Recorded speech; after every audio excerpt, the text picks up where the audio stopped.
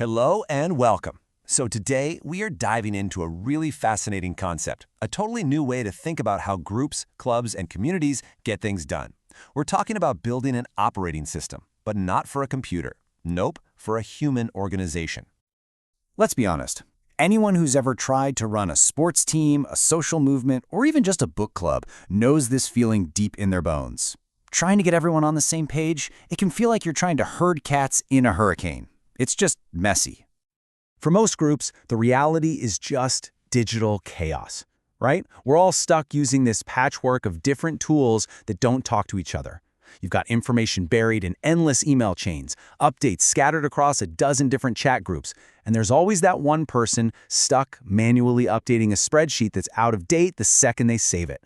It's just so inefficient and, frankly, frustrating. But what if there was a better way? What if instead of trying to juggle all those separate tools, your organization had its own central operating system? A single source of truth that acts like a collective brain for the entire group.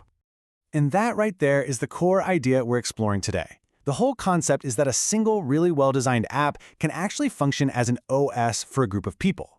It's built from the ground up to handle all that complexity and streamline how everyone works together, making the whole group just better. Now, what's so cool about this slide is how perfectly the analogy fits. Think about it. A computer's operating system takes this incredibly complex machine and makes it simple for us to use. Well, an organization OS does the exact same thing, but for people. It manages knowledge, runs tasks, connects all the members, and figures out who can do what. It just makes the whole group work. And this table shows you just how deep those parallels go. A computer's kernel is its core, right? In this system, that's the central memory keeping track of everything at once. Computer processes? Those become organizational tasks, activities with clear steps. Input and output gets transformed into surveys and automations, turning feedback directly into action. And networking, well, it's not about cables. It's about managing the connections between all your people, your tasks, and your groups. So, what's the fundamental building block that makes this whole thing work? It's something called the APA file. That's short for Application Profile. It's a really simple but incredibly powerful idea. It's a digital container for absolutely anything in your organization, a person, a project, even just an idea. So every single member of your group, from the brand new volunteer to the founder, is represented by their very own unique profile. It holds all their details and basically acts as their digital identity inside the system. But it doesn't stop with people. Every project, every to-do list, every single training course, each one is also in a profile, and this means a task isn't just a simple item on a checklist anymore. No, it's a living object in the system that you can link to people, to documents, and to other tasks. And this is where the system's flexibility really starts to shine. Even abstract concepts can become profiles. Your new member welcome process, for instance, can be its own profile that connects all the right people, tasks, and documents for onboarding, all in one neat package. All of this leads to a core design philosophy. In this system, nothing exists by itself. By using profiles to connect everything, you start to break down those frustrating information silos and build this rich, interconnected web of your organization's actual life. And you do this by creating these simple, really easy-to-read relationships. For example, a person is a member of a project team.